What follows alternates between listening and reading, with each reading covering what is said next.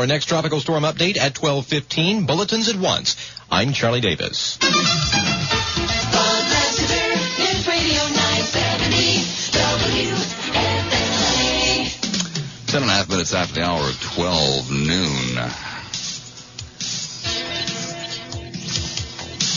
November 22nd, 1988. November 22nd, 1963. There are all kinds of significant years in a person's life. Significant for all different kinds of reasons, I suppose. 1963 is a significant year for virtually everyone who was alive at that time and is still alive today. For some of us, 1963 was even a more significant year than the obvious. People have been talking for the last several hours on this radio station, and people are talking all across the country. On radio stations and in bars and in restaurants and living rooms and front porches and backyards about where were you November 22nd, 1963. I had just turned 18 years old just a few weeks before, on September the 30th. So 1963 was a significant year for me because that was the year that I turned 18. Now, back then, there were really two legal ages. There was 18 and 21. At 18, you no longer had to go to school, and you were responsible for some things, but, of course, you couldn't vote, and you couldn't own property or enter into contracts and things of that nature, at least in the state I grew up in, until you were 21 years of age. So it was kind of a limbo in between childhood and adulthood. I had left school when I was 16 in 1961. And like most high school dropouts, I'd spent 2 years pretty much just wandering around doing absolutely nothing with my life, with an occasional meaningless job, meaningless and menial. And then there was 1963. Wow, what a year it was. It was an incredible year, a year that, even without a Kennedy assassination, I would have never forgotten. It was the year that I bought my first automobile, a 1960 Plymouth Valiant, kind of a sick pea green. It was a 3-speed on the column, and the previous owner had put in one of those conversion kits. Bought it for damn near nothing. $500 because the car was really beat. I mean, really beat, even though it was only 3 years old. But I remember that car. It's a marvel I didn't wash the paint off of it, because it got washed almost every day for months and months and months. 1963, that was the year that I stole a cool guy's girl. Yeah, there was one of these cool guys in Collingswood, and he had a girl, and I stole her. That's right. She started going out with me, stopped going out with him. That was really neat.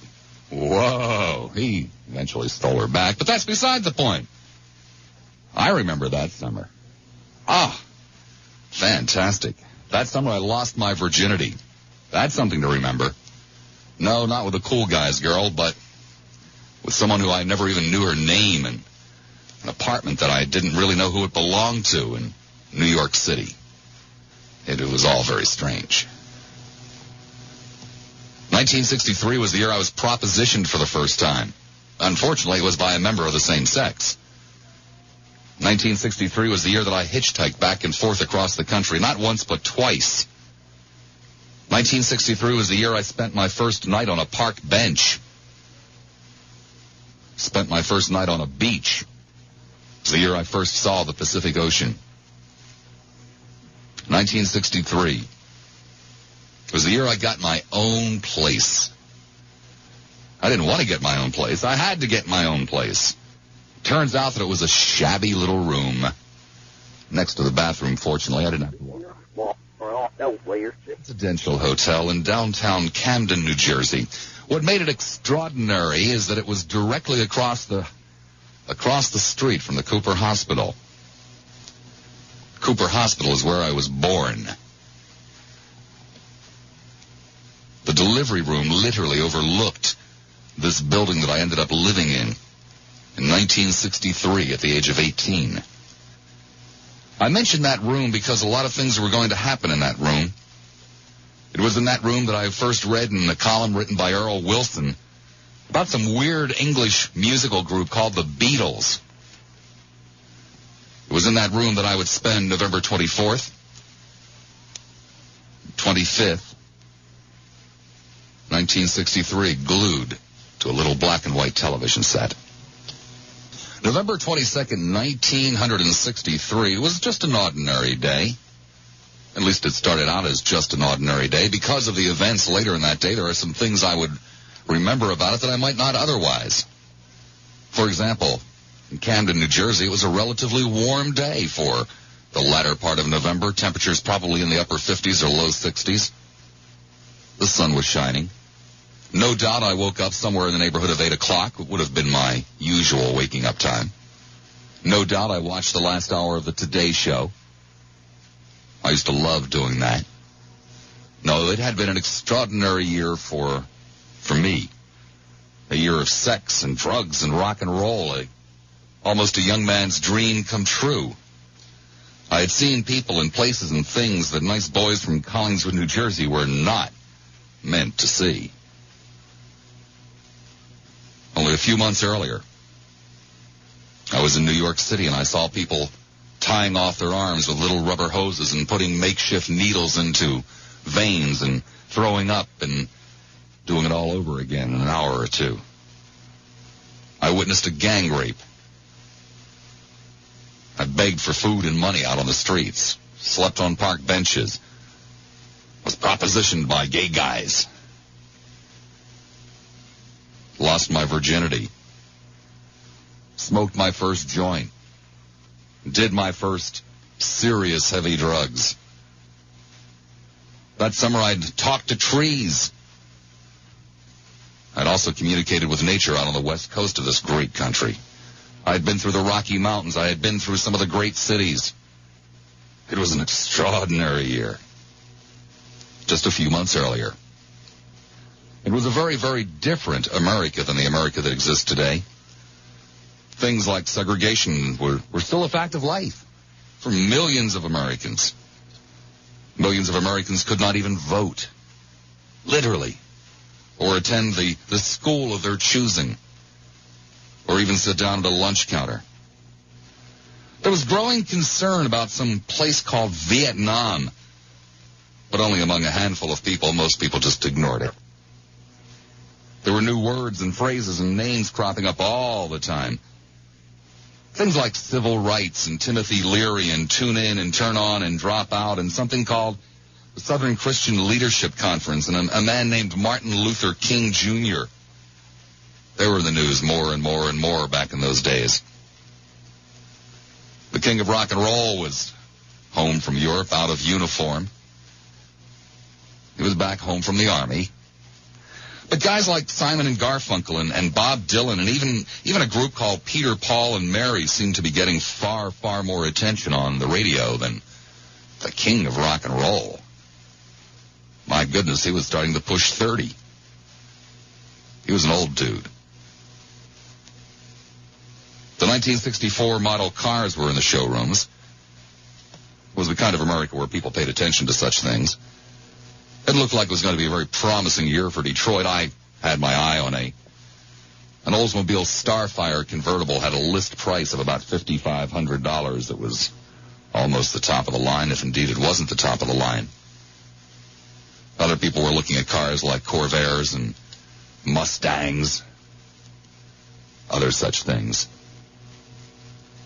And I was working at Albert's. Albert's was a small restaurant in a little suburban community called Haddon Heights, New Jersey. Haddon Heights was 7 or 8 miles from Camden, which was right next door to Philadelphia. It was very similar to the town that I grew up in, Collingswood, very similar to all the towns around there. Haddonfield, Westmont, Oak Lynn, Audubon, they all pretty much looked the same. If you were to go through them, you couldn't tell the difference between them. Natives can, of course. And Albert's was on the main street of Haddon Heights. And it was a little place that opened for breakfast and served lunch and even had an early dinner. Nobody went out of their way to go to Albert's. It was just a little town, little local restaurant. I used to take the number 21 public service bus from Camden to get there, if memory serves me correct. My memory does serve me correct in terms of what I did there. I was the dishwasher. I got $1.35 an hour, I think. Surely not much more if it was any more. I had no idea of what I was going to do with my life. I was a reasonably typical 18-year-old. And not only were there all the events of the first 18 years of my life to sort out, there were all the events of the first 325 days of the year 1963 to try to sort through. And that was such a mind-boggling job that a gig in the kitchen of Albert's was about all I could possibly handle. Now, Albert was a very reasonable man. As I recall, he was probably in his latter 30s, early 40s, half bald, thin, very energetic guy.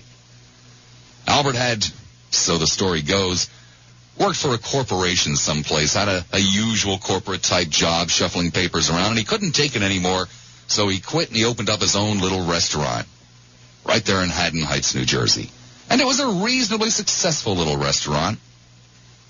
The food wasn't great, but it was cheap, and it was edible, and the kitchen was clean, and the waitresses were friendly, and everybody that came into Albert seemed to know each other.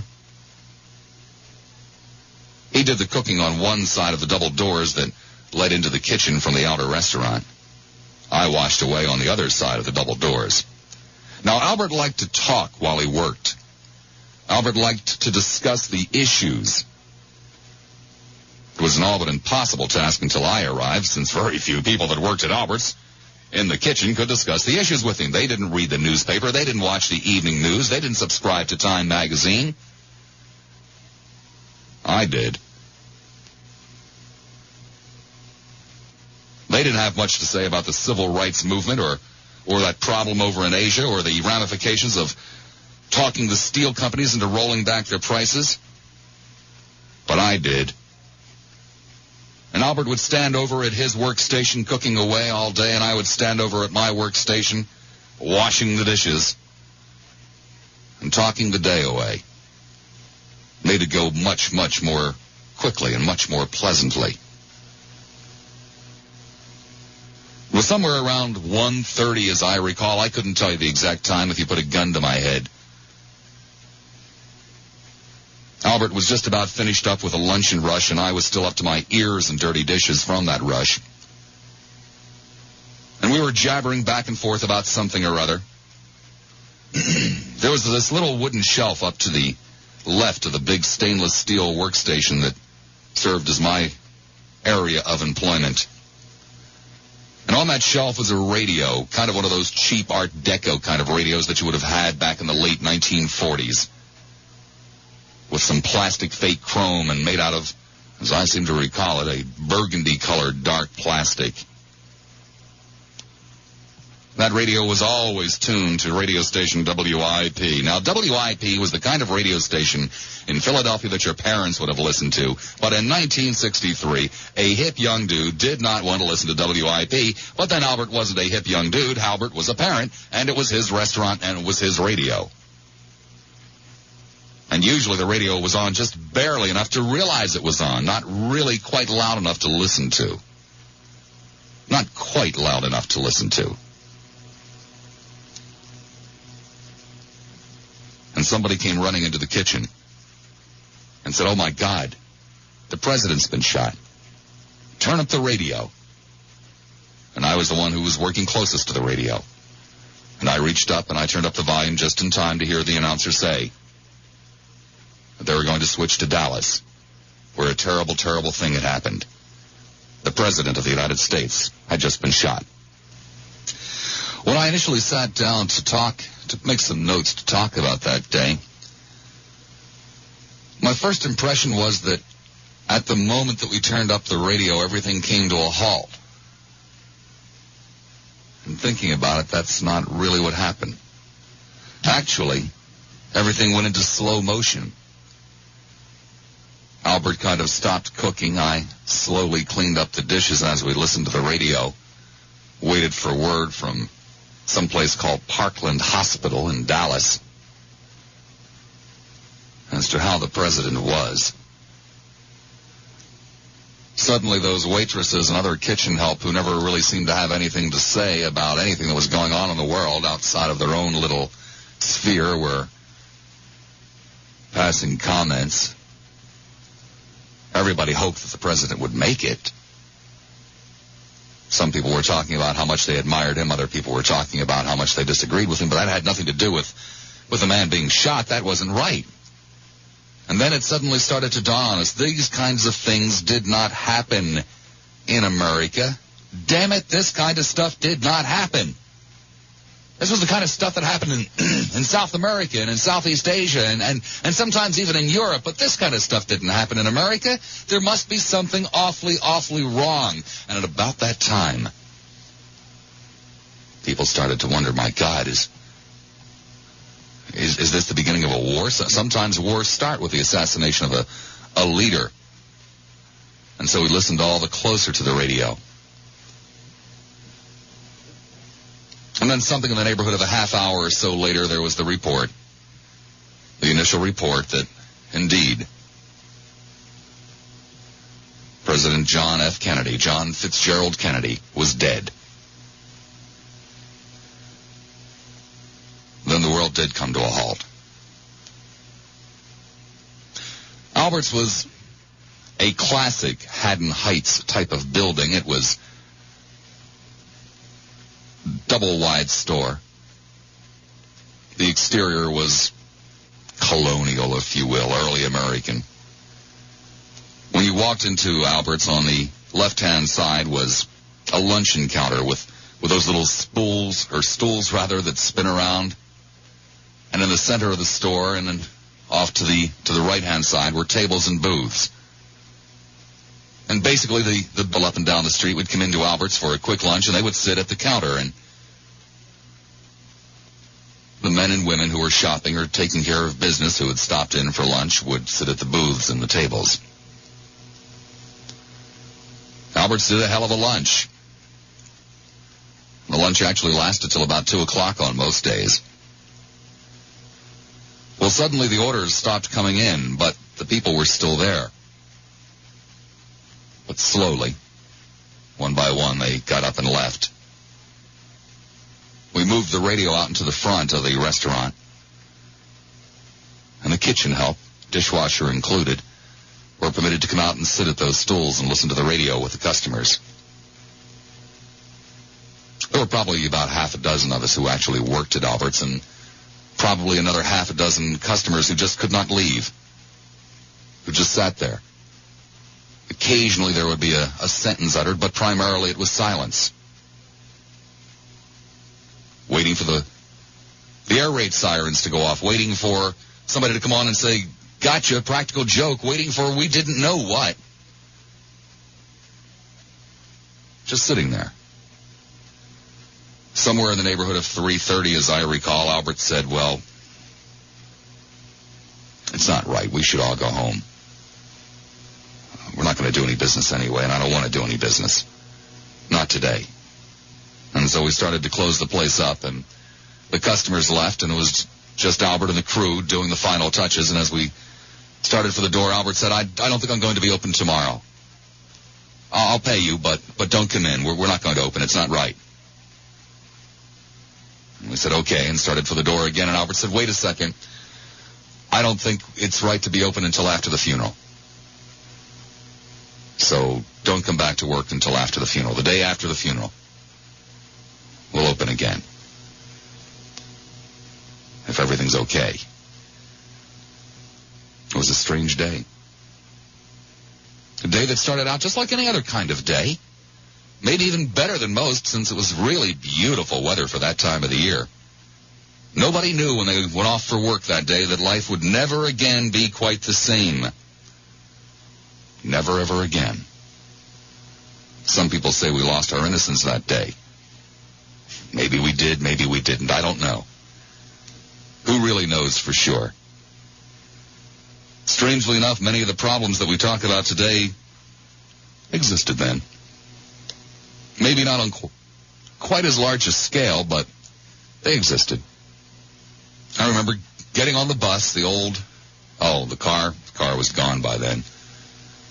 Fell apart. So I remember getting on the old number 21 public service bus and going back into Camden, back to my rented room, directly across the street from the hospital I was born in. me $10 a week, and I had a very difficult time paying the rent on it. I remember buying the newspapers. I always bought the newspapers. And there were extra editions and bulletin editions and special editions. Going up into the room and turning on the tiny little black and white TV set, just stacking the newspapers and sitting there watching whatever was going on. It was almost a miracle. It was indeed television's finest hour, using all kinds of tricks and stunts and gadgets that I had never seen used before, but putting us live in touch with what was actually going on. There was film footage and sometimes even videotape footage of some of the events that I had missed that day. Like Lyndon Johnson standing there with his hand on a Bible next to Mrs. Kennedy, being sworn in on an airplane in Texas. And cuts back and forth in interviews with all kinds of people, and on and on and on it seemed to go. I couldn't take it anymore. I got up and went out and got drunk. I wasn't old enough to drink, but I knew this little bar in a working-class neighborhood where they didn't ask questions, and especially on days like that. And I went down there and I sat there and I drank my drink of the day, which was screwdrivers. I probably had a ham sandwich. I usually did when I went to that bar. But I don't really remember getting that drunk, though I tried. Somewhere in the neighborhood of midnight, I walked back up to the main street to catch another bus to go back down to the room. There was one man standing on the corner, a young black man, perhaps in his mid-20s. We just kind of looked at each other. Seemed as though the bus was never going to come. And finally we started talking to each other, basically asking each other why. Why did this happen? How did this happen? Did it really happen? Are we really? Is this a bad dream? And finally the bus came and we got on together, and we were probably the only people on the bus. I can't really remember any others. And he got off before I did, and I finally got off and went back to my little room. The astonishing thing is, hard as I try, I can remember utterly, absolutely, positively nothing of November 23rd, 1963. The next thing I can remember,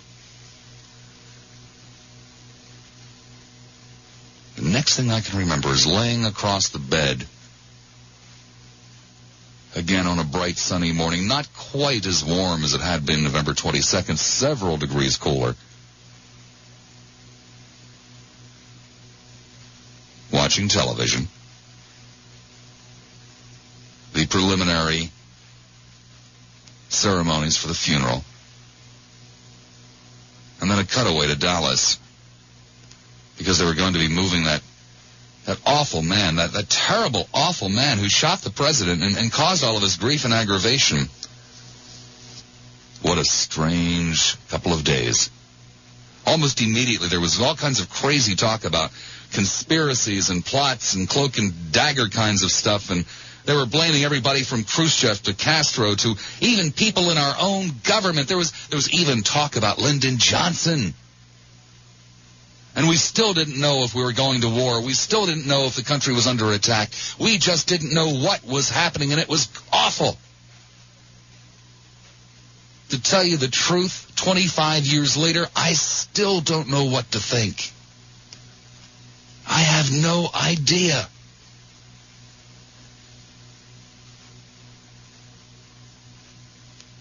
No idea why it happened. No idea who was behind it. No idea as to whether or not any of the conspiracy talk holds any water at all. I still don't know what to think 25 years later. The room it's a corner room. It was on the second floor. There were two windows that overlooked the Cooper Hospital and one window that overlooked a parking lot. Had a double bed matching bureau, a matching chest of drawers, a wooden chair with wooden arms, wooden legs, but big cushions for the seat in the back, and a straight-back chair. I had the television on the straight-back chair. I had gone out that morning and bought some donuts. And I'd come back and was laying there across the bed eating the donuts, watching the funeral. And suddenly they cut away to the basement in Dallas. And damn it, there was that little guy that had shot the president, and somebody was shooting him. Right there on my television, right there in my house. I would eventually move out of that rented room. I would live in a lot of places, some almost as bad, some much better, thank you. I would come to find out more about that group that I read about in Earl Wilson's column from England. I would come to find out more about girls and life in general, and there would be a procession of cars, and there would be more drugs and more places to see and people to get to know and things to do and experience and possess.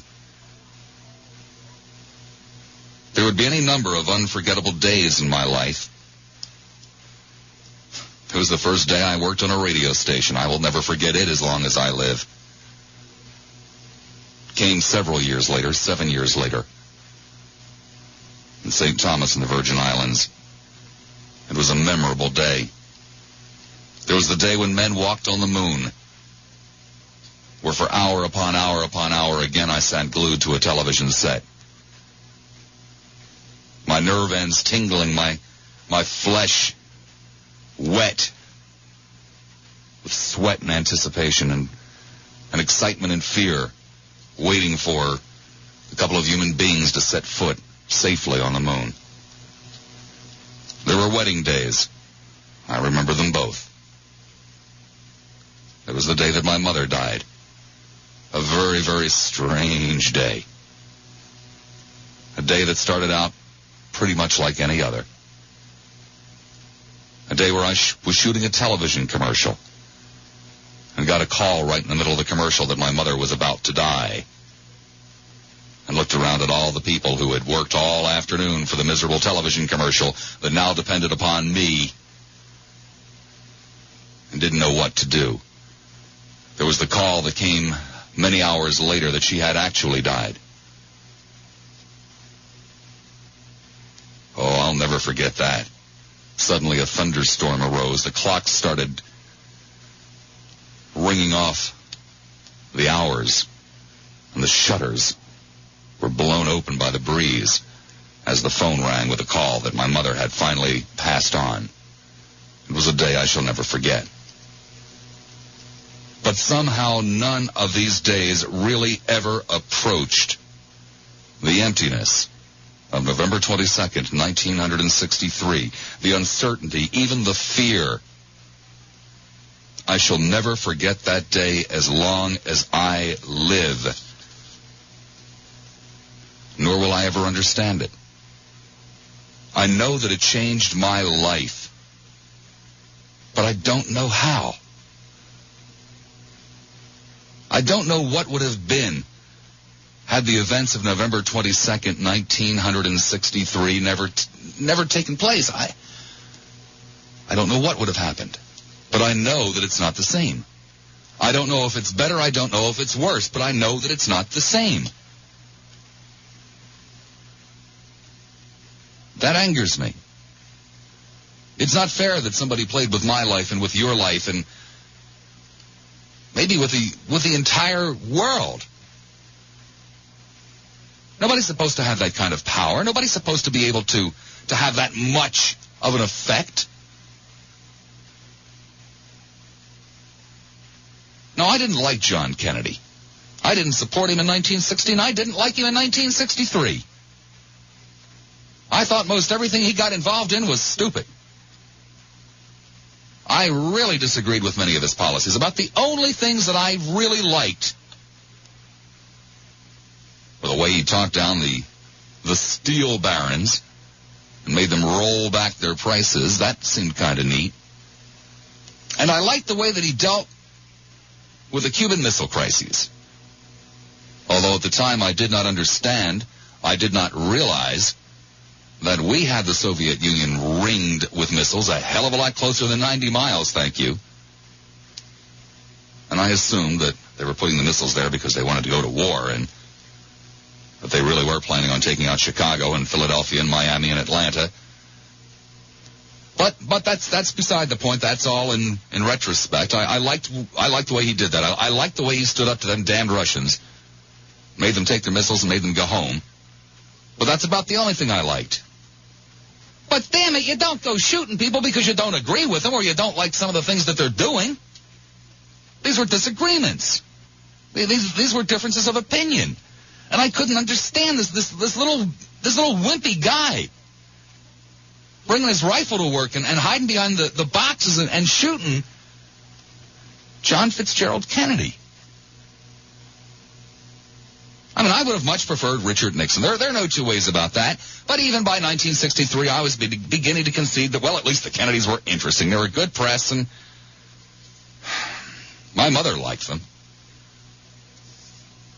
Made her happy, kept her off my back. So maybe they weren't all bad. So I would ask you for the remainder of this afternoon, where were you in November of 1963? I'm not talking about a physical location. Talking about where were you? And do you think the world changed? How do you think the world changed? I honestly don't know. I truly do not know. I don't know that anybody does, but what the hell, I'll listen to an opinion.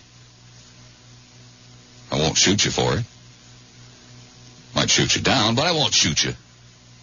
Let me give you the telephone numbers. In Pinellas County, 461-9352, 461-WFLA. In Hillsborough County, 990-9352, 990-WFLA. And, of course, there's even the practical joke line, 1-223-9797, 1-223-9797. There have probably been at least 25 years' worth of where were yous that dealt with I was in class, I was wherever. I don't know that I've ever really heard a where were you headwise in 1963. We tend to remember things a lot differently than they really were. Sometimes the picture gets a little rosier. Sometimes you tend to forget things that were really very important.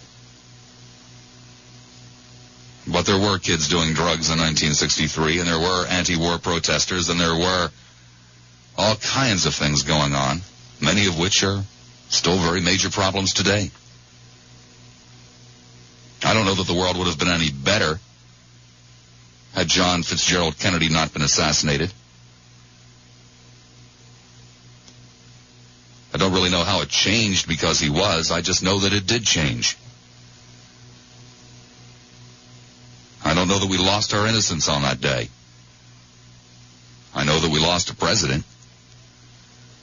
And I know that we did have to finally come to the grips with the horrible fact that indeed sometimes, even in America, awful things could happen. As you well know, a lot of awful things happened in a great deal of rapid succession from that point on, or at least so it seems. I don't know that one had anything to do with the other. I just know that it's a fact that awful things happened. And that nobody seems to remember those awful things happening before November 22nd, 1963. Unreal. 6.5 minutes after the hour of 1 o'clock. I'll give out the phone numbers again. Excuse me, 990-9352 in Hillsborough, 461-9352 in Pinellas. I know I asked it a little bit differently, and, there are probably 17,000 people out there that want to tell us the exciting details of precisely where they were. Hey, that's fine and well. You've been doing it for 24 years. I, of course, asked, a little bit more esoteric question. Where were you really? You know what I mean? And, how did the world change? Hey, that's too much for you guys. Don't sweat it. I'll sit here and listen for 2 hours to boring details as to, I was at a gas station. Jack in Pinellas Park. Jack, you're on the air at 970 WFLA. Hello, Bob. How you doing? Fine, Jack. Well, mentally, I was kind of feeling sorry for myself when this happened. I was in a bunch of mud, and doing things generally that the Army does when you're in there, when this came down. And like I said, I really didn't have any thoughts on Kennedy or any of the political theme. But after all this happened, and I had time to think about it, I think nobody should have to die that way, especially just because he's a politician or people disagree with his views. How old were you? I was 19 at the time, and I was first time away from home, and I really didn't think much of politics or anything. All I was thinking about was trying to get some kind of way to get home for Christmas at that time. What were you doing in the Army? Were you drafted? Pardon? What were you doing in the Army? Were you drafted? No, I volunteered, but I was infantry, and of course, being in Germany, like I said, we were on FTX at the time, and I think everybody there was feeling kind of sorry and down for themselves. But when we got the word and we were put on full alert, I think that there were a lot of people there, including myself, who thought about other things, reflected about what happened, and that we were really kind of lucky to be alive. And were you scared? That's the main thing I thought about. Were you scared? Yes, I was. Anybody who, because we really thought we were going to war at the time, because we were, like I said, we were on FTX. We had blank ammo and all this kind of stuff, and they put us back to the regroup area, put us on full alert. We were infantry, and issued live rounds, even the mortar, and they even brought in airborne artillery for us. So we thought we were going to war. How long did that last? We were on full alert for 48 hours. Finally, we stood down on the second day. Did you get home for Christmas, by the way? No, I didn't. And to be honest with you, that was the least of my worries. Because I didn't agree with Mr. Kennedy's politics and some things. Now that I get older and I understand a little bit more what was going on. But basically, he was a good man. And I don't think that anyone or anything or any reason justifies the way he died. And I think he was a good man anyway. Jack, I thank you very much. Have a good day. You too. 10 minutes after the hour of 1 o'clock, 990-9352 in Hillsborough, 461-9352 in Pinellas. Al in Sarasota. Al, you're on the air at 970 WFLA.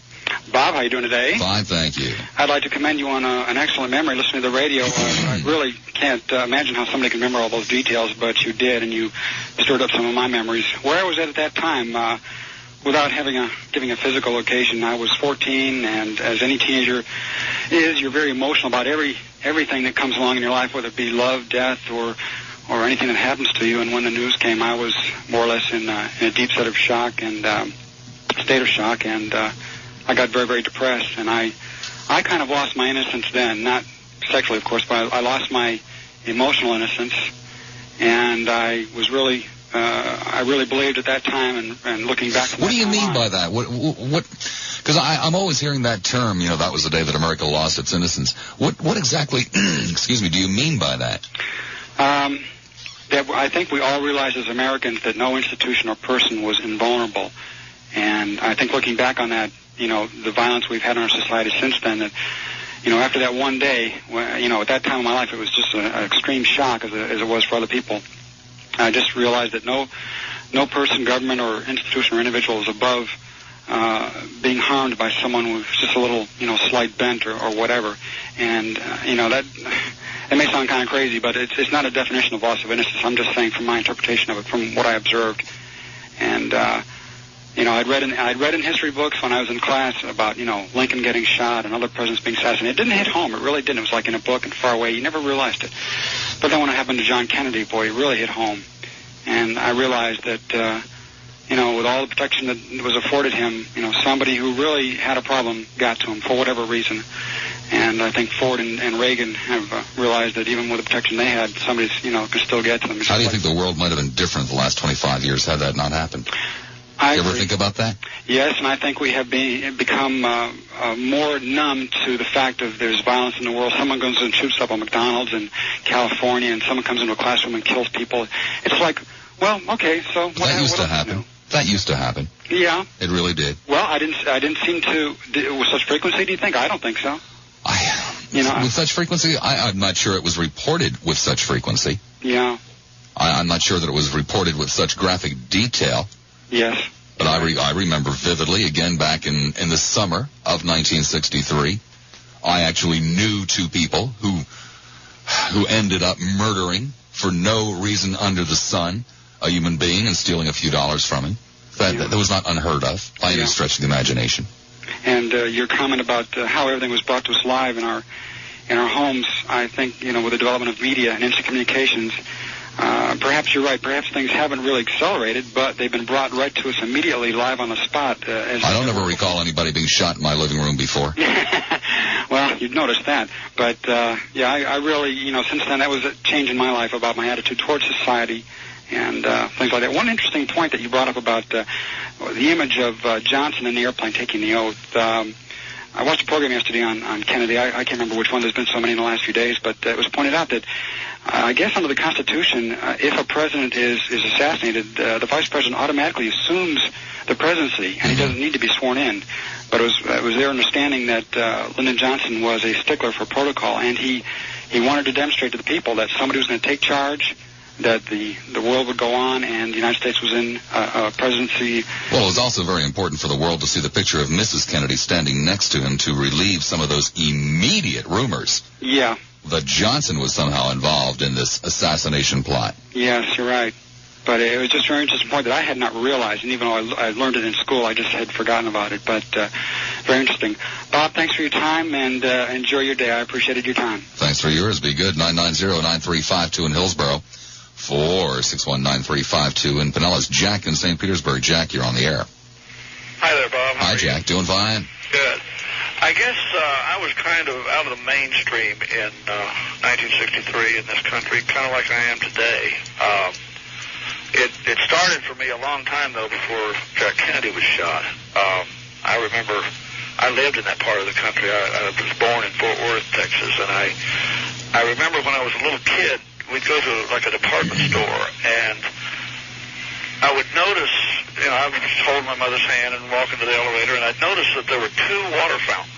There was literally a porcelain white water fountain and a porcelain black water fountain. And I asked her why, and she said that it was because the black one was for colored people to drink out of, as she referred to them, and that the white was for white people to drink out of. And I didn't think that was right, and I was a little bitty kid, but I wanted to make some kind of a statement about it, so I drank out of the black water fountain. And from that time on, I have found myself always kind of in the forefront of making statements against the things that I see that are wrong with this company or with this country.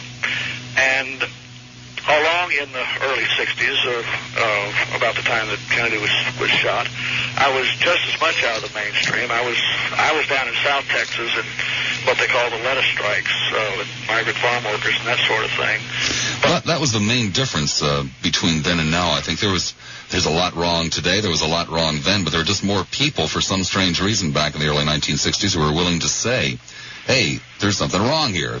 There are things that need attention, things that need addressing. That's very true. And at that point in time, I really thought that I was making a profound difference because I was in the lettuce strikes and I was in anti-war protests. And you did make a profound difference. But I'm not at all sure that I did, because the one thing that I'm struck by about the fact that someone like Kennedy was the fact of his being assassinated, in fact, brought Johnson into power. And having known Johnson's politics in Texas like I did, I knew him to be, while he was an old backroom politician in the ultimate extreme, the smoke-filled room kind of a politician and the wheeler and dealer type politician, he had a certain amount of caring for minorities and things of that nature. Well, there was something that both he and Richard Nixon had that John Kennedy didn't have, and that was a civil rights record in the Senate. Exactly right. That's exactly right. And he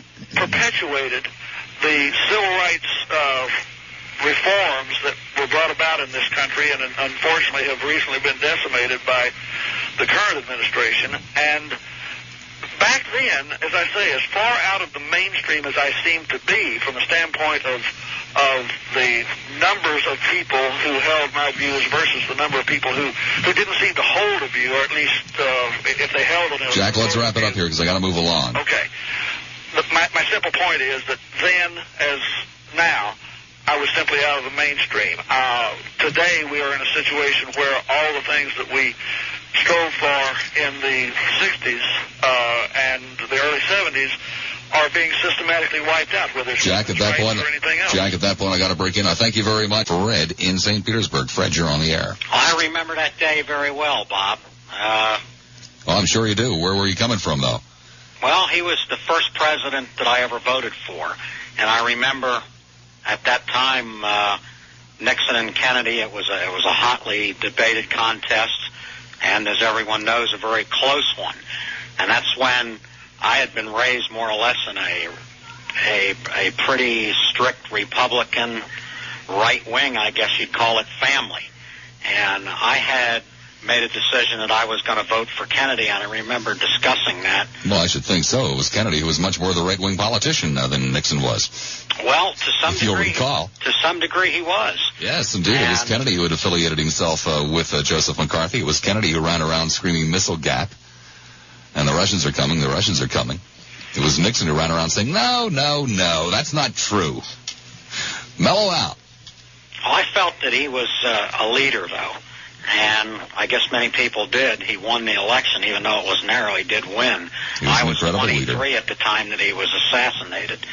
And I kind of draw this analogy. If you had a team that seemed to be doing things and had leadership and was maybe headed to the playoffs or the Super Bowl, and all of a sudden somebody shot the quarterback on the field and killed him, all the hopes went down.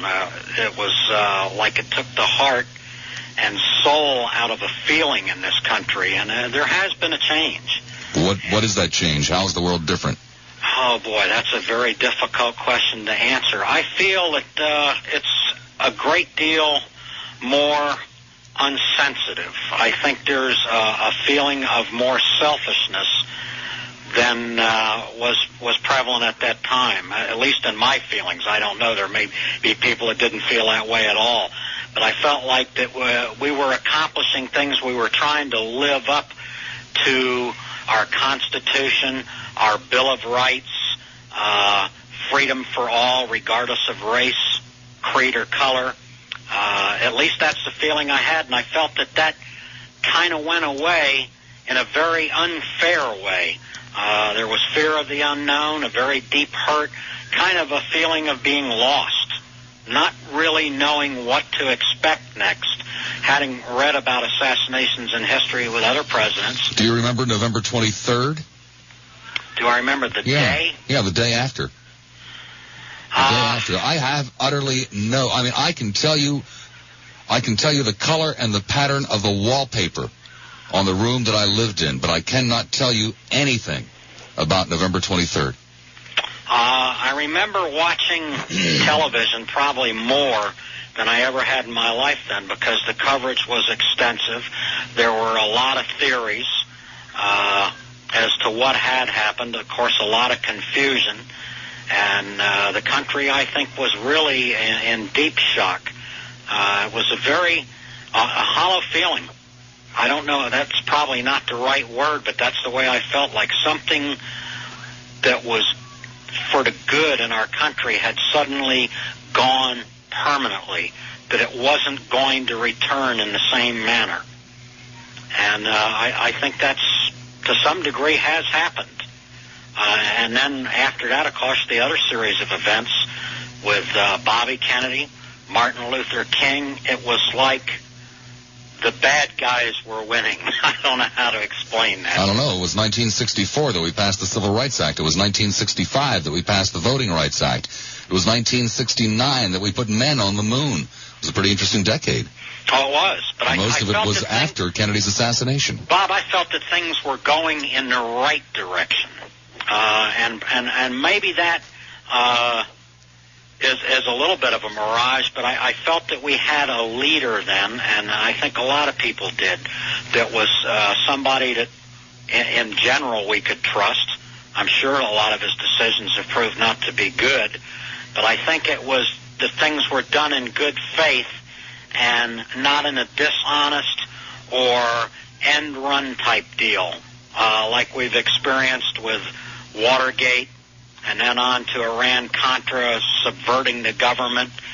The people don't know what they're doing. We're going to do it our way. That didn't seem to be prevalent. Maybe I was naive at that time at 23. I was probably not too worldly aware, although that was the first presidential election that I had voted in, and it was the first time that I became interested in politics and in general became aware of what our country was about. And I felt that Kennedy was in that direction. He wanted equality for the races. He wanted equality for the people, and I think he truly believed that. I don't think it was just political. It was 2 years after he got into office before he signed any type of legislation, when actually it was a campaign promise of his, but it was 2 years after he got into office before he signed an executive order mandating some degree, some form of fair housing on the part of the federal government and its housing programs. Well, at that time, if I remember correctly, that was pretty controversial legislation. It was... That's besides the point. He had campaigned to do it. Said it would be one of the first things he did. Well, I'm not trying to shoot the guy down. I'm just trying to keep this whole thing in perspective. No, you do. You have to keep it in perspective because and actually, it was an emotional situation. Richard Nixon had a far superior civil rights record prior to 1960 than John Kennedy did. Far superior. Well, that's true. You're absolutely right. I can remember arguments. Richard Nixon? People in my age group and stuff between whether we were going to vote for Nixon or Kennedy. I remember some heated discussions about it. Richard Nixon was not exactly a dove, but next to John Kennedy in that 1960 campaign, he was clearly the more dovish. Kennedy was clearly the more hawkish candidate. Clearly. He was not your classic liberal. Oh, no. I don't think so at all. But I think that the things that he stood for, after all, are things that are spelled out in our form of government. And he did say he was for them, and he said it in a national way. Like, take, for instance, right now, the situation we have in South Africa and what we have in our country. I think as a leader of the country that Ronald Reagan mistakenly did not take a position on that and say, hey, what you're doing is wrong. I mean, it was maybe politically not the right thing to do. I don't know. But in my opinion, slavery is wrong. And taking away the freedoms of people are wrong. And I think if you turn your back on that or you're indifferent to those types of things, then you have what occurred in World War II. Well, there was definitely one thing that changed. Definitely one thing that changed with John Kennedy's assassination. Supposedly, whether or not it was ever going to come off, obviously only speculation, but supposedly John Kennedy and Barry Goldwater had agreed in the 1964 campaign to not do it the way it had been done previously. They had agreed to make joint appearances, to campaign jointly, not once or twice or three or four times. That was Barry Goldwater's idea. I heard Barry Goldwater within the last several months state that publicly. And supposedly Kennedy had agreed to it, and if that had come off, it would have changed probably forever the way that we run political campaigns in this country. Well, and I think for the better. I'm very sorry that didn't happen. I think that would have been great for everyone concerned. The type of thing we have right now, to me, is disgusting. It's a very it's sleazy. That's a real good word for it. It's sleazy, and we're cheating ourselves by permitting this type of thing to go on. Fred, at this point, I've got to break in. I have to thank you very much, but it's off. I must go to Charlie Davis with a WFLA weather brief. Thank you, Fred. 1:33 the time. Red in Sulphur Springs. Hi, Red. You're on the air at 970 WFLA. What a time that was, Bob, back in the 60s. I grew up here in Tampa, and we really had some heroes back then when John Kennedy was president with our space program and the astronauts. And When we were in school back in the early 60s, they let our classrooms go outside, and we could see John Glenn go into space, and we could see Alan Shepard go into space. Here in Tampa, we could look across the state, and we could see the orange I didn't realize those rockets were big enough. They were, even back then. In fact, we could see several of them fail whenever they would launch some of these other missiles that weren't manned, and they would have to blow them up when they'd have some sort of failure, and they'd have to destroy them on the way up in orbit. And this was an extremely dynamic time back in the early 60s for us. Red, I understand what you're saying, but let's look at this. Let's really be cold and calculating. A lot of those heroes didn't deserve to be heroes. That's true. But should we still have them anyway? Oh, absolutely. We had to have some sort of person to look up to that had a positive a goal and a positive value. I basically agree with you, but I can think of one or two guys now who are quasi-heroes whose personal lives simply do not warrant it. I can think of, for example, a certain baseball player who kept a mistress for 3 or 4 years and comes home to town and lends his name to a very worthy charity, and people just kind of forget that fact that this family man, this pillar of the community, lied to his wife and lied to everybody in the entire world with keeping a mistress. I think Babe Ruth was another one of those kind. Well, yeah, probably was, but what do you do? What's more important? I think overall it was the positive values that people were interested in, and here in the South at that time it was a period of turmoil where I had old members of the family that were the old-fashioned Dixiecrat type of people that had the Confederate flag on the wall, and even had this one old uncle that had a printed up sign that was circulated around amongst his buddies that said, "Khrushchev, Kennedy, Castro, and King not welcome here." And I remember that just like it was, burned into my head. That was the tone amongst that generation. The 3 Ks, huh? Absolutely. And you talk about that little TV set that you used to watch. I still have this little 9-inch General Electric portable TV that all that stuff came over on. Doesn't work anymore, Bob, but every time I look at that TV, it sure brings back a lot of memories as to the things I'm kind of fascinated with this, with the prospect of the heroes that you bring up, and I'm sitting here wondering if maybe it was because we let guys get away with, and sometimes gals, that we let guys get away with less than respectable behavior and still permitted them to become heroes. We hid their indiscretions. I wonder if that is what has really led more to the downfall of heroes. Led to the downfall of society. If the good guys can get away with this, why can't the normal guys? Maybe I was just a naive teenager at the time, Bob, but, people recalled Marilyn Monroe singing for John Kennedy on his birthday, and when I was 13, I never had any understanding of the affairs going on supposedly between the Kennedy brothers and these other women, and that just didn't enter into our consciousness. But I sure remember the 60 election. My classmates and it was a religious thing. They didn't want to vote for Kennedy because he was a Catholic, of all things. And down here in the South, that just wasn't a good thing, where you had these Baptists running everything. And I had friends that were Catholics, and we talked about it all the time out there in the street whenever we were goofing off after school. And to us, that was the issues of the time. And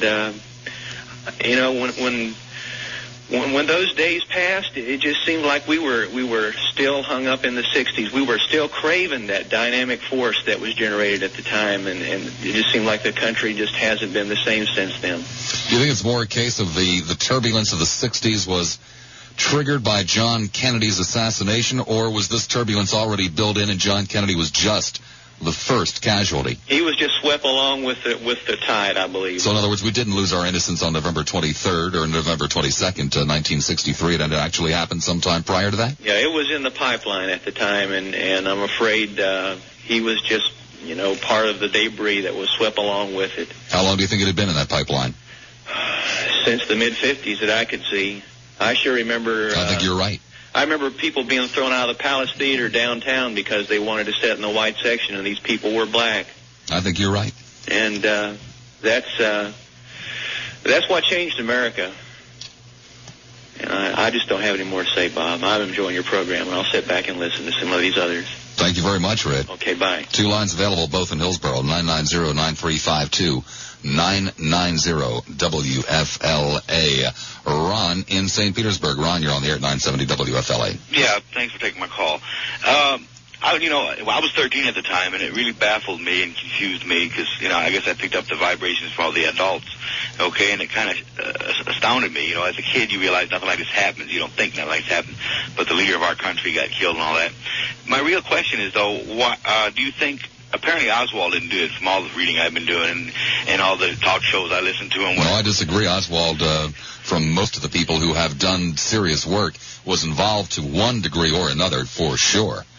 Yeah, but I listened to I don't know whose show it was yesterday, okay, it may have been today, Liz Richards or whatever, okay, about the book this guy's supposed to be writing. Oh, that was this morning on the, what's-the-name show?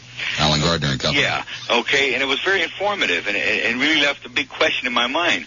And even he didn't think, and the callers that called in and the guys that wrote the books and everything, they don't think that Oswald did it. They thought it was done through mafia or whatever. Do you think, if that's the case, 25 years later or whenever, there's no statute of limitation on murder, naturally, do you think the real ones that did it will ever be brought to justice? No. So no. They just get away with murder? No, I do not like conspiracy theories. I do not have a conspiracy theory per se in this particular case, but I have every reason to suspect, without naming names because I don't know who those names are, but I have every reason to suspect that this was not a Lee Harvey Oswald acting as an individual situation. I also have every reason to suspect that Oswald was somehow involved with it. Whether or not he knew he was involved with it is open to question. But my speculation, if he put a gun to my head and said, hey, okay, Lassiter, take a wild guess here, I would think it could be traced back to either the CIA or the FBI, possibly both. Possibly some form of Army intelligence. I don't know for sure, but some form of intelligence within the federal government, and that is the reason that the records have been sealed, because it would just be too much of a shock for America to handle. But don't you realize the shock that's taking place now by the people? 25 years later, they're reading into it more and more, and I don't think the people are that dumb. They realize, it's almost been proven that Oswald did not fire the shots that killed him. Well, Ron, keep a couple of things in mind. First of all, there are close to 250 million people in this country. Granted. Only a handful of them really ever think about it.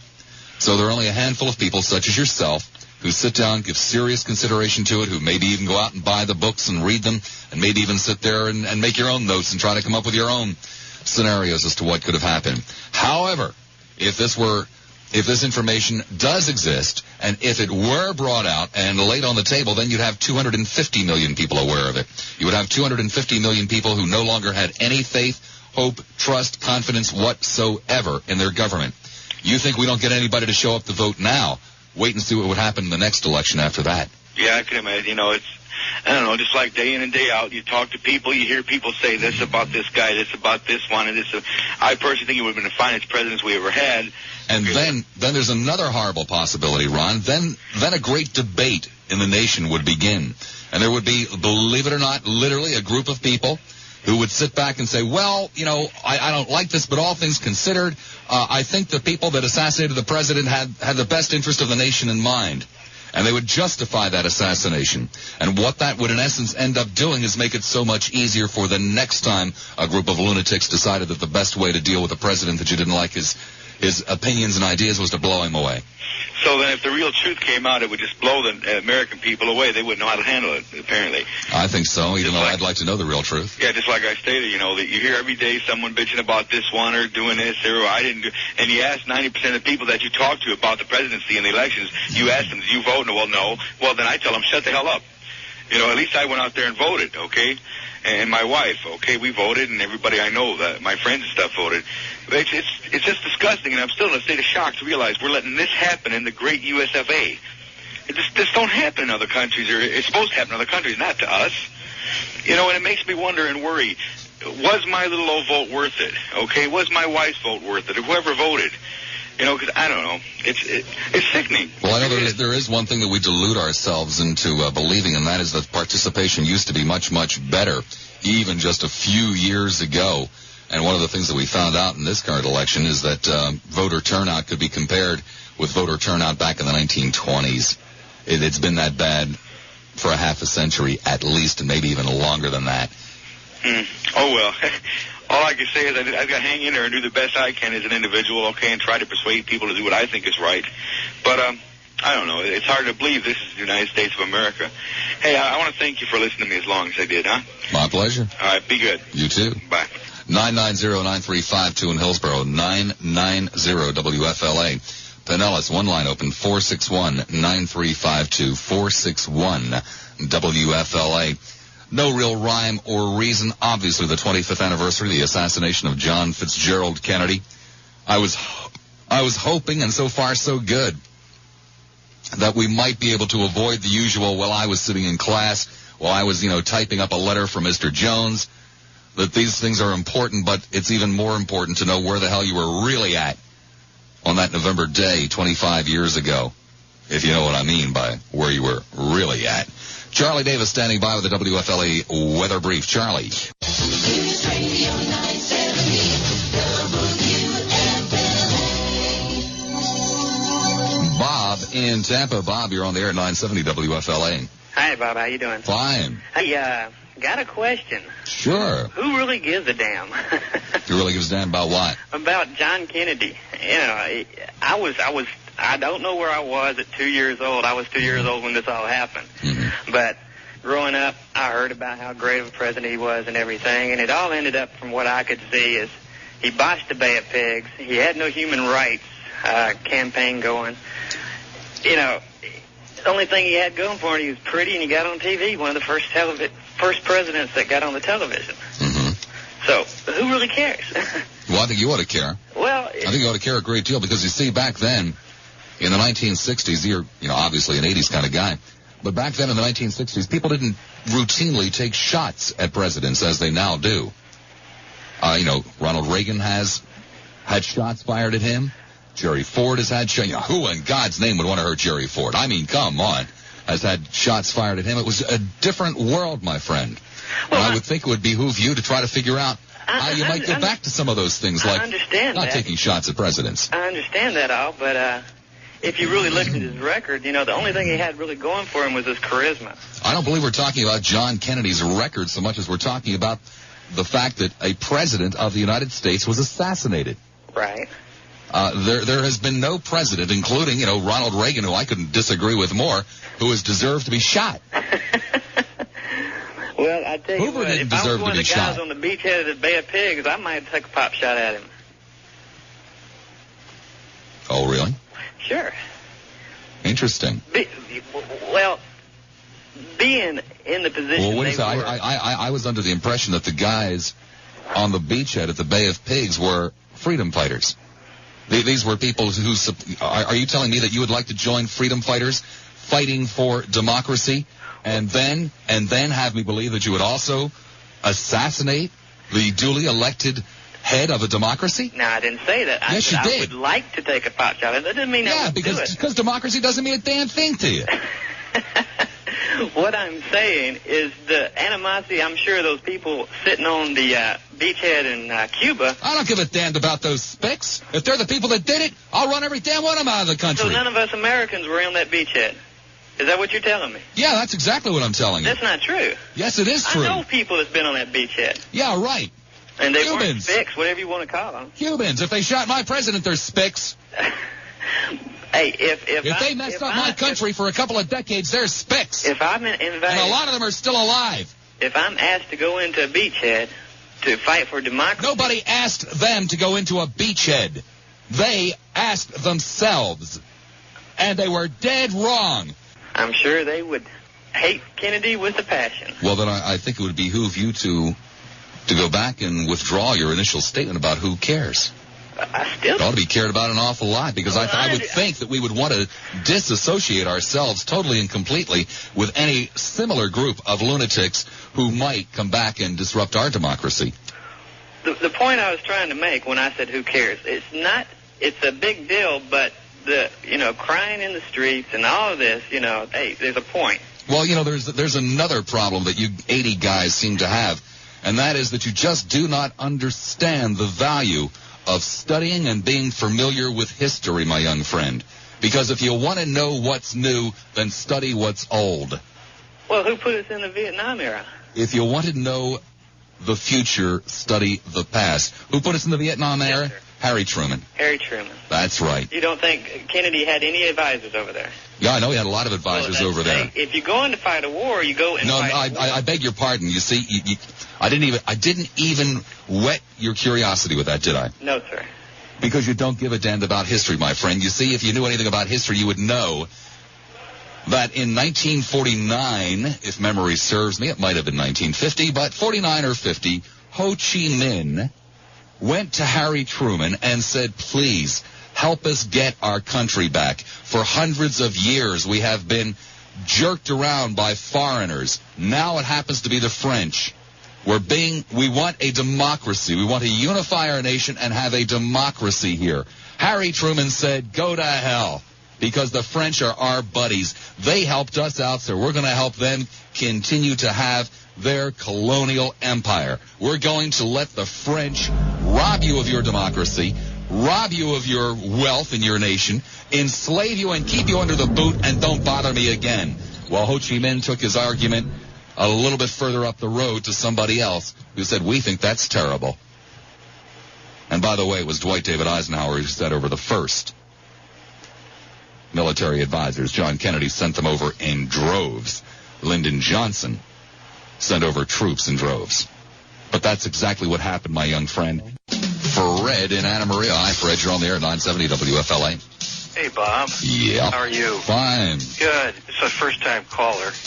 And I was a little bit disturbed at the young people, the way they feel and their reaction to this whole thing about John Kennedy's death. It's surprising how the young people feel these days. Well, I dare say that a generation ahead of you might be a little bit appalled at your lack of concern for things like perhaps Pearl Harbor Day or VE Day or whatever. Yeah. They were their big days. The 80s kids haven't had their big day yet. I would hope that they never have one like that. Right. But apparently they need one. I pulled out of a drawer, in fact, this week, a letter that I got, and if I could share it with you, it's a letter written by an intelligence officer the day that this all happened. Sure. He wrote a letter to us. Says, Fridays are normally a pleasant, happy days in our military base in Germany. Working on the last day of the week, one is a little more industrious and efficient, for the weekend is just one sundown away. At 1700 hours at the Officers Club, free beer and pizza was served, and the beer right from its large German cask, the pizza hot and spicy. Friday, November 22nd, was to be a special day for us because it was the first opportunity for the wife to socialize a little since the birth of the baby. At 16:30 hours, the bugle sounded as it does every day at that time, and the flag was lowered from a high pole to the Star-Spangled Banner. It is always impressive to see the flag lowered on a military base. The traffic is halted, the soldiers and the men stand at rigid attention. No matter what the weather, the little children look in awe at the red, white, and blue. As usual at this time of day, the men in the office began to put their equipment, papers, and tools away. Maps were folded and hung in the vault as classified material was placed in its proper safe. The intelligence officer at Flugplatz Hahn was put to rest for the weekend. Are we going to work tomorrow, sir? Asked the sergeant. No, let's enjoy the weekend is the answer. We travel a few feet to the club, which is directly behind the intelligence building, taking a few deep breaths of fresh air, the few that a blue-collar worker can get. It was a busy week. We worked damn hard. That beer will taste good, and the wife will be here tonight. The beer was good. We took 3 or 4 deep draws.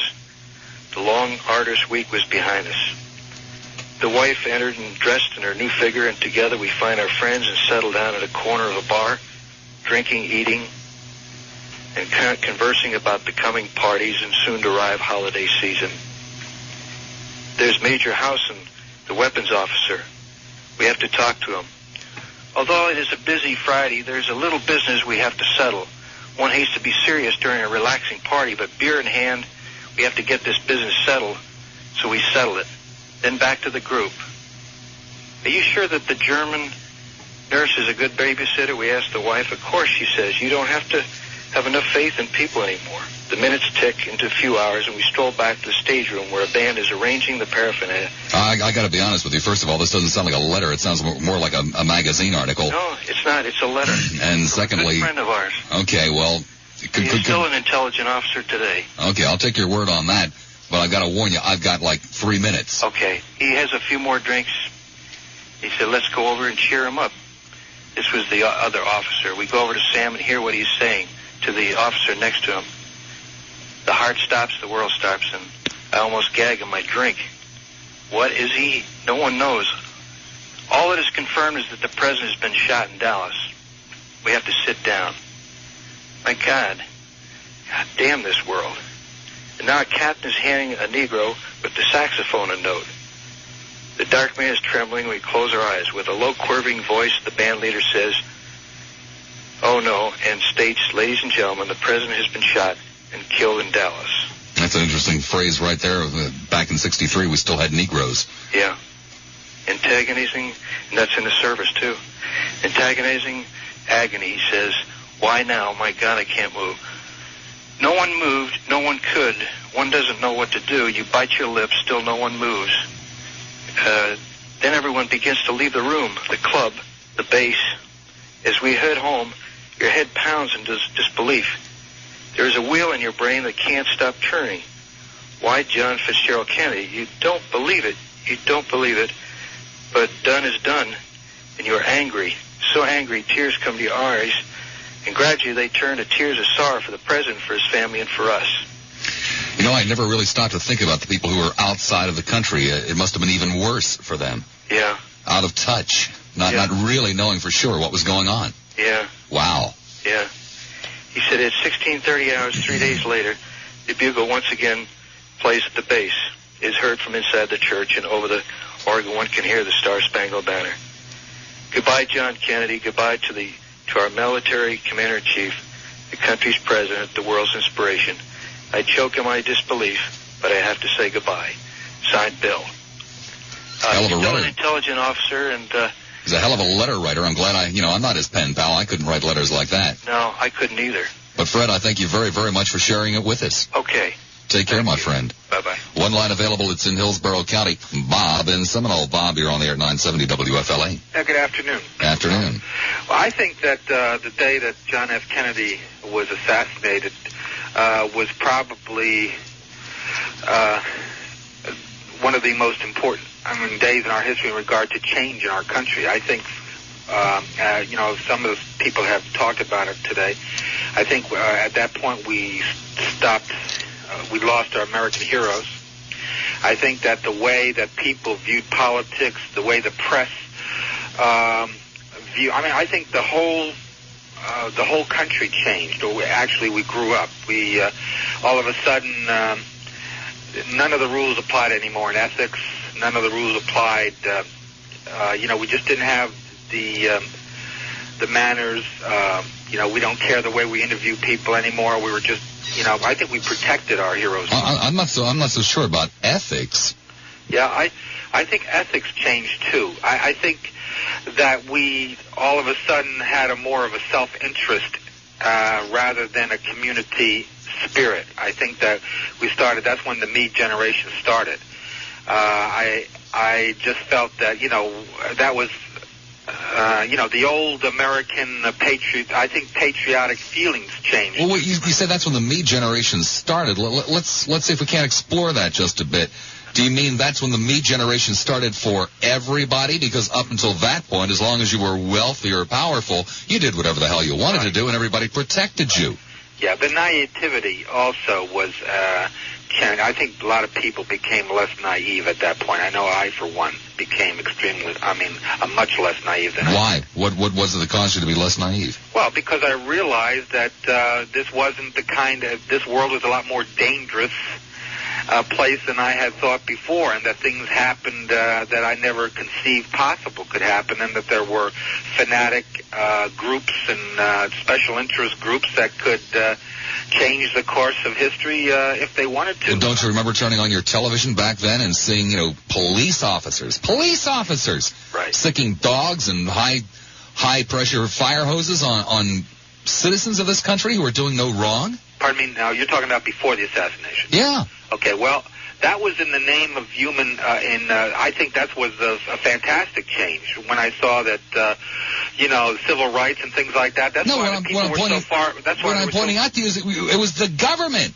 that was sticking dogs on its citizens. It was the government that was. These were local governments that were the Southerners that were racist, that were still trying to defend segregation.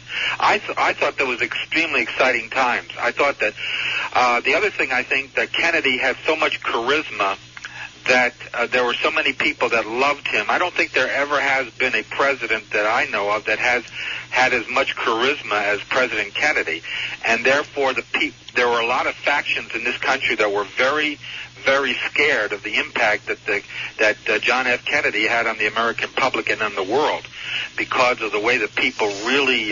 John F. Kennedy had something like a 35% approval rating at the time of his assassination. Well, all I know, I don't know what the figures were, and I'm not going to argue that because I don't know whether that's true. I doubt that that's true.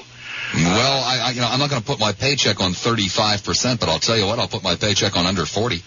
I still, there were a lot of people in this country, college kids, people that were starting out in the world, the Peace Corps.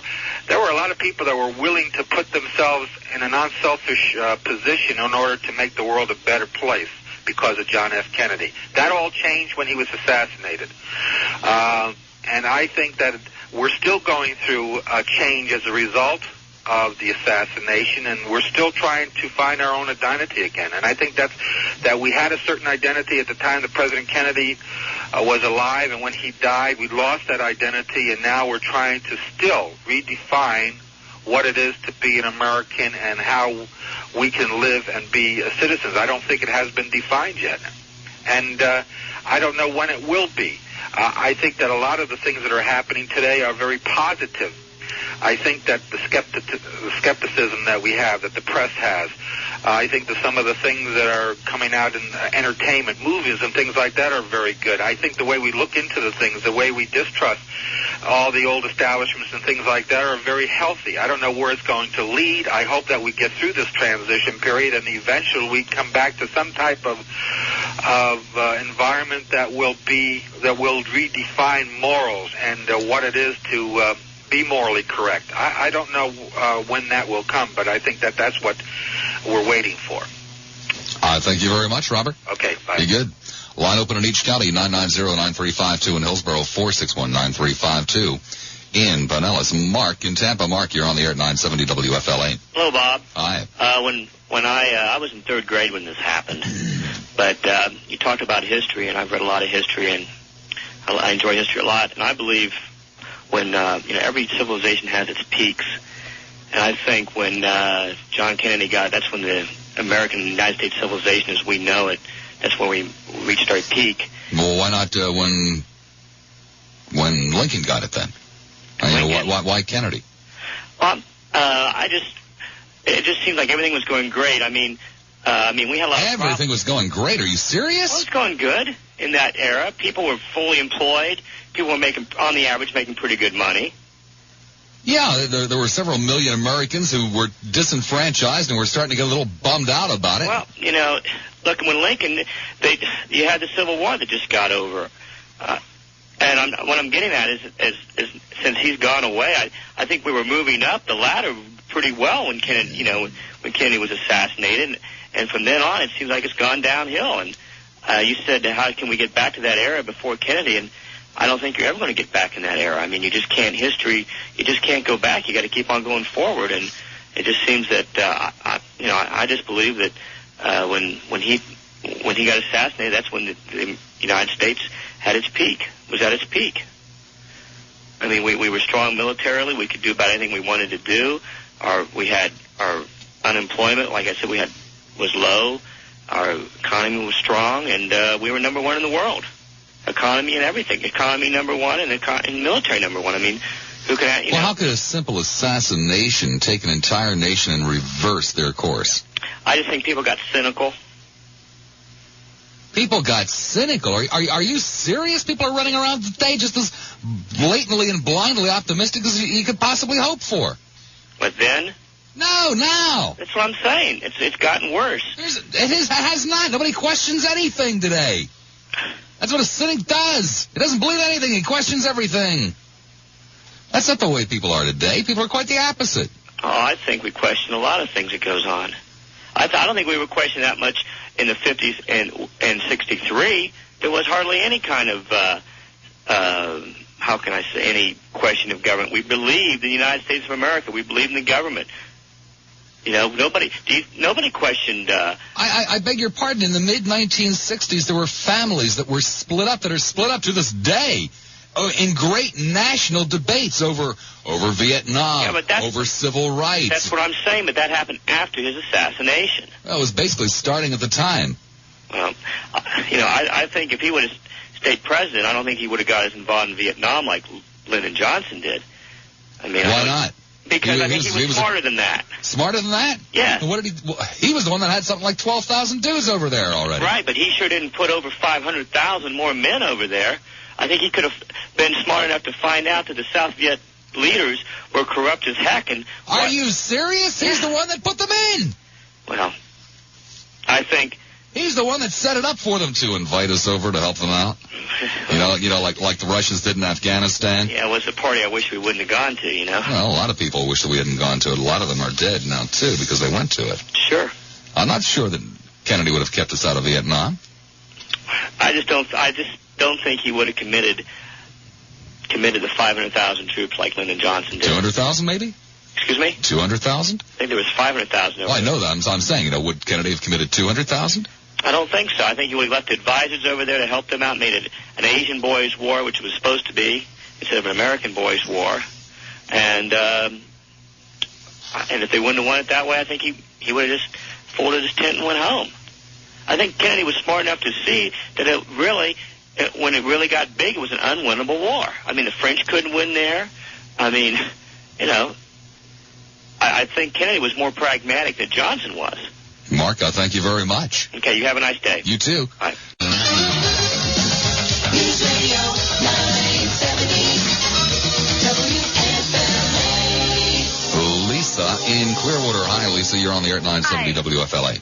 Hi. Hi. All I want to say is I'm 25 years old, and I, of course, don't remember when Kennedy was assassinated. I was 5 months old. But I am very interested in what happened to him, and I don't want to ever be classified with somebody who has the attitude of who cares. I would hope not. I mean, I can well understand why the day wouldn't have quite as much significance to you as it would to someone who lived through it, because I promise you it was a pretty grim day.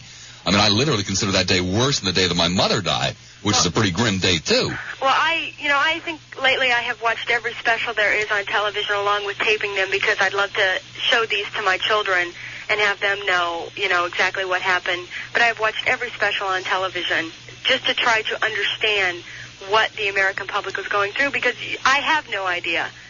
I didn't live through it. There's no way at 5 months I would ever remember it. But I found it very interesting, and as somebody who grew up in the 80s, I wanted you to know that not all 80s children feel the way that gentleman does. Well, I would certainly hope not. You see, there are an awful lot of similarities between the two periods. We had just come through a decade where really nothing went wrong. It was kind of messy towards the end with the Russians getting Sputnik up and all that kind of stuff, but the 50s were a pretty good decade. And we're now into the 1960s where things weren't quite as good as they should have been, but we believed. We believed we could pull it out. We could do it. And there were really an awful lot of similarities. An awful lot of similarities, which is another reason to pay attention to that period. Yeah, I don't know. There's a lot of controversy as to, how popular President Kennedy was when he got shot and how popular he is now, and just listening to the different controversies on, what people think. But there are kids out there that do care, and I just wanted your show to know that. Thank you very much. Thank you. Take care. One line available. It's in Pinellas. 461-9352, 461-WFLA. Dina in Clearwater. Hi, Dina. You're on the air at 970 WFLA. Hi. Hi. I remember where I was. I was 23 at the time and extremely trusting of the government. Mm-hmm. And you said before something. I do remember I was aware of the civil rights movement. Sure. It seems, unless my memory's faulty, wasn't the administration sending marshals in to try to protect the people? Sometimes. See, the civil rights movement really started back in the 1950s. Is when it started to become a great national issue. Civil rights was part of the campaign of the 1960s, or 1960s, the case may be. Mm-hmm. And it just wasn't a great burning national issue yet, as it would become in a year or two when the city started to erupt in flames and riots. Well, I was very trusting. If the government said it was true, I just didn't question it. But when it happened, I couldn't believe what they were saying, that Oswald being acting alone. And then after reading the Warren Commission, I was sure of it. Did you read that by any chance? Well, I don't know anybody that's actually read the entire report. The condensed. Yeah, somewhere along the line. I don't remember being overly impressed with it either. It's one of those things, Dina, to be honest with you, is I'd love to know what happened, and I'm afraid to find out. Yeah, I agree there, because I know telling what would happen if we did If they find would out. only tell me and not you, then I'd like to know what happened. But I'm just afraid of what it might really be and what it could possibly do to this country, because there's still an awful lot of us left who are alive in November of 1963. And I think if what I suspect happened really happened, ouch. Well, I was just also becoming aware at that time that the government wasn't being quite truthful with us about Vietnam, because we had a neighbor who was just home from the special services, mm-hmm. and he had been places that, according to the government, we weren't supposed to be. And but now, since the assassination, I am very cynical. I don't believe anything the government says or does, and I'll read everything I can get my hands on to try to find out what the truth is. But I still don't know what the truth is. But why did it take an assassination for you to come to those realizations? I believe... The guy that you're talking about being assassinated was one of the ones who was perpetuating the lies that you're complaining about. I know, but as I said, I was just becoming aware, and I wasn't that... I was a young wife and mother, and I really wasn't caught up in, politics. But I believe that, it was so awful and so unbelievable that I started wanting to pay attention and knowing what was going on. Interesting. Pardon me? Interesting. And the more I found out, the more I wish I could kind of go back to my little cocoon where I wasn't aware of all the things that are going on out there, because it can be very frightening. Dina, thank you very much. You're welcome. Bye. One line available in Pinellas, 461-9352. Two of them open in Hillsborough, 990-9352. Sam in Tampa. Hi, Sam. You're on the air. Hello, Bob. Hi, Sam.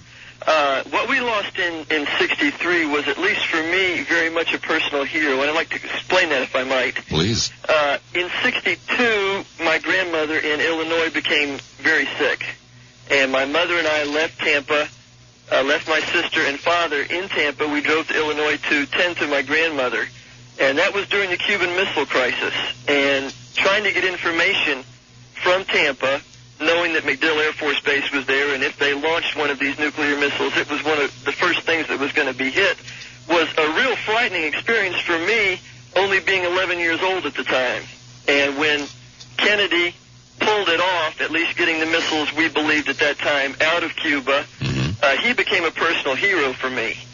3 days before the assassination, when he came through Tampa on Grand Central, which was later renamed Kennedy, my entire school walked down to Grand Central to see him as he came by. And we had our banners and flags and everything. He stood up when he saw our school, all the school children there, and waved at us. And he was a personal hero for me, and it was a great tragedy for me personally when 3 days later he was shot and killed in Dallas. And to answer your question about what is different about America since then, I believe that the American public lost believability in a lot of the police enforcement agencies, because in my mind, as yet, it's still unanswered what exactly happened. I mean, it was on videotape. The whole world was watching, and I'm not convinced that it was Lee Harvey Oswald that did it. I believe it was a conspiracy, and for 25 years later, those questions still aren't answered. Is unthinkable to me. I agree. And yet I'm not sure I want to know the answers. Do you? Absolutely. He was, like I said, a personal hero of mine because But suppose the answers were so bad. Suppose the answers were so despicable. Well, I still believe that knowing is better than not knowing at all. No matter what the answer is, it's still better to know than to not have any idea. Okay. All right, thank you. Thank you.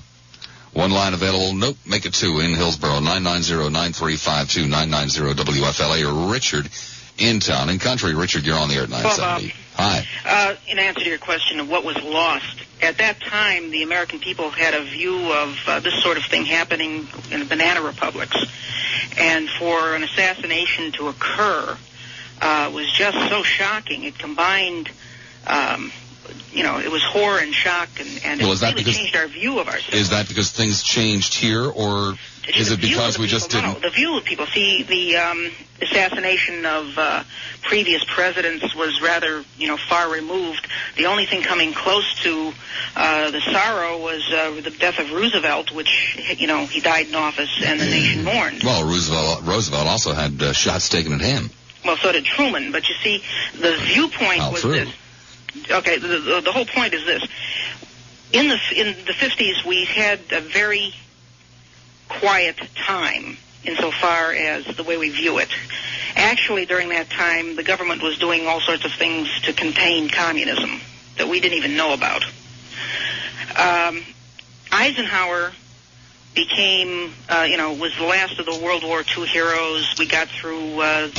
Paul, I probably shouldn't, one second here, I probably shouldn't have come to you that quickly because I have to break. I'll tell you what, I'd be delighted to put you on hold, which I don't normally do because I've got to break for a special weather report, okay? I want to hear it myself. Okay, so let me put Paul on hold and go to Charlie Davis with a WFLA weather brief. Richard in Town and Country. Richard, sorry to keep you waiting so long, but go ahead. Hello. As I was saying, the previous administration, Eisenhower had let the country become sort of in a malaise. They had the U-2 incident, and they had the Sputnik problem, and people were happy to get rid of Eisenhower. Now in comes a new young man, and he was regarded as a young man. But after the three incidents which he had, the challenges that he had that became successful, he became the president. Those challenges, I think, included the steel crisis, where he rolled back the prices of steel, and, of course, the Cuban Missile Crisis, and there was one other, which I don't remember. I think it had to do with Congress. Two things. The philosophy of the man, the openness. He brought the people sort of into the White House. But you're forgetting that he enjoyed an extremely low popularity rating when he was shot. The thing is that you're reading polls, and you're reading them from a distance. And my feeling was that the depth and breadth of the popularity, it wasn't measured by the polls. If you're talking about how popular was he in the South, with the civil rights movement, he wasn't very popular there. No, we're talking about nationwide. Well, the thing is, if you take the various segments, I'm sure that he had, if you're reading polls, I'm telling you what the self-image was at the time. But I'm also wondering, how rosy are your glasses? You're forgetting... Not at all. I was sitting in Miami during the Cuban Missile Crisis, and I was in the middle at the Miami-Dade, between the Opa-locka Air Force Base and there was a military installation right next to us, on both sides of us. And I was having a helicopter fly around my head for those days in October with a machine gun protruding out, watching my draft notice, okay, and worrying about what was going to happen. So I remember those days. And the fact is that he brought us through it, made him the president. Now, in terms of what would happen to him in posterity, I don't feel that he would have gone into Vietnam, because during the Cuban Missile Crisis he had made the statement that he agreed with MacArthur insofar as a land war in Asia. America must not get into a land war in Asia. Had a hell of a lot of advisors over there. Well, the problem was that he sent advisors over there because he was not aware of the Civil War nature of it. I think he had been misled quite a bit. Also, there's some question as to what the role of the Catholic Church was in any commitments that he might have made in that regard, because at that time the Buddhists were emulating themselves, and you had the people in power were Catholic. And there was rumors of what was going on between the Kennedys and the Catholic Church at that time. Whether they're substantiated or not today, we don't know. Another situation was during the Cuban Missile Crisis. The philosophy of the man was, he was planning what was going on, and the first thing he said is, well, the first thing we're not going to do is tell the American people what we're going to do. Now, he had to make a conscious judgment to do that, rather than assume that we never tell the American people what we're going to do. And that was the difference in the philosophy. Okay? Yeah. And that is why I feel that he was different from the people who came before him and after him. That openness. Because he literally told his people, he says, we're not going to tell the American people what we're going to do. We're going to go ahead and do it, and we will, I don't think that was anything new. No, well, certainly. Look at what was happening before, from Roosevelt's time. The assumption was that the American people had the right to know. During Roosevelt's period... American people are the only ones that have ever felt that. Certainly no one in government. Well, that's true, but you see, here's a man who came into government believing it. And that might have been the difference. That might be why I remember him well today. Richard, I thank you very much. You're welcome, and have a nice Thanksgiving. Take care, you too. Scott in Clearwater. Scott, you're on the air at 970 WFLA. Yeah, you tried to say something about we didn't want to help Vietnam. In essence, we were trying to perpetuate something that the French was doing to Vietnam. Back in the late 40s and early 50s, that's right. That's what I said. Well, I have an old encyclopedia. Great. And it has a picture of a 1945 snapshot of U.S. Navy delivering food and supplies to Vietnam. Mm-hmm. Yeah, that's when we was kind of liberated from Japan, or taken back from Japan, and then given back to the French. Well, see, in the North, people were starving to death. So why, if we were so bad, why would we try to help these people? Run that past me again, Scott. If we were so bad, why would we try to feed starving people in 1945 in Vietnam? Why would we try to feed starving people in 1945? I don't know, Scott, but you're just very conveniently forgetting the fact, and it is a fact, Scott. What's that? That Ho Chi Minh did ask for Harry Truman's help in getting out from underneath the French. But this government at that point in time was not in the least bit interested in bringing democracy to Vietnam. This government at that point in time was only interested in helping our good buddies, the French, perpetuate their colonial empire. Fact, Scott. Wait a minute. 5 years later, on November 22nd, 1968, I arrived in Vietnam as an infantryman there to help secure democracy. 5 years later from what? 5 years later from this day of John F. Kennedy's assassination. Uh-huh.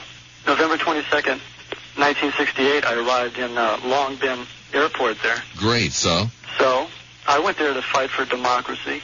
No, you went there thinking you were fighting for democracy. No, I went there fighting the North Vietnamese that fighting the North Vietnamese. I see. Oh, I see. The guys from the North. Yeah, I fought NVA, not VC. Well, it's just too damn bad that your government. You see, if your government had helped those people get out from underneath the French and establish democracy 20 years prior to your going there, then I guess maybe you wouldn't have had to go there, and maybe some other guys would have had to go there too, because that's the reality, Scott. Scott, you haven't helped anything. You can't even help yourself out. You can't even tie your own damn shoes. Let's go to Paul in Clearwater. You're on there at 970 WFLA. How you doing? Fine. Good. Real fast, I'd like to clear up two things, because, which first of all is, I think one of the charismas Kennedy had, I was 36 at the time, and my association with him, because the world leaders at that time had been the Eisenhowers, the Adenauers, the Ben-Gurions, the Khrushchevs, this real older grandfather generation. And I think a hell of a lot of us associated with him at the time.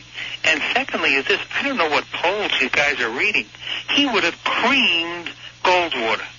In an election, he would have literally creamed Goldwater. I don't know. Whoa. I don't know that that's a fact. I was in the thick of it. Let me tell you something. I think you were a little younger maybe at the time, but I was 18. he didn't.